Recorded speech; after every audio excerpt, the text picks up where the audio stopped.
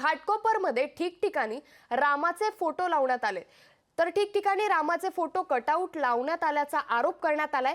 400 पेक्षा जास्त रामाचे कटआउट लावले असल्याचा शिवसेना ठाकरे पक्षाने आरोप केलाय। शिवसेना ठाकरे घाटकोपरमध्ये ठिकठिकाणी रामाचे बॅनर लावण्यात आल्याचा आरोप करण्यात आलाय। 400 पेक्षा जास्त बॅनर लावल्याचा शिवसेना उद्धव बाळासाहेब ठाकरे पक्षाने आरोप केलेला आहे।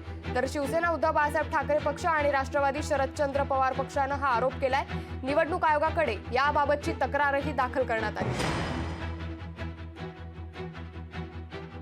तर शरद पवार पक्षाचे महेश तपासे आपल्या सोबत जोडल्या गेलेत।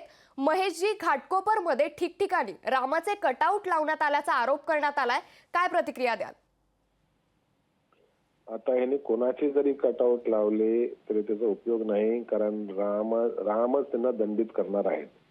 वास्तविक निवडणूक ही भारतीय संविधानाच्या तत्वानुसार चालली पाहिजे, त्याच्यामध्ये धर्मासाठी कुठे जागा नाही। पण धर्माचा आधार घेऊन जे राजकारण करतात त्यांना धडा शिकवण्याची वेळ आलेली आहे। आणि प्रभू श्रीरामाचे कटआउट लावून त्यांना वाटत असेल की त्यांना मतं मिळतील, पण तशी परिस्थिती नाही।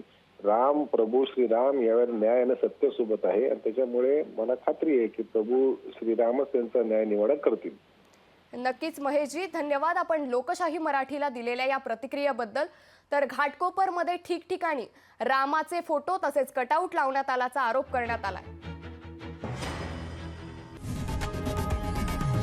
लोकशाही मराठी ऐका, पहा, जागरूक रहा।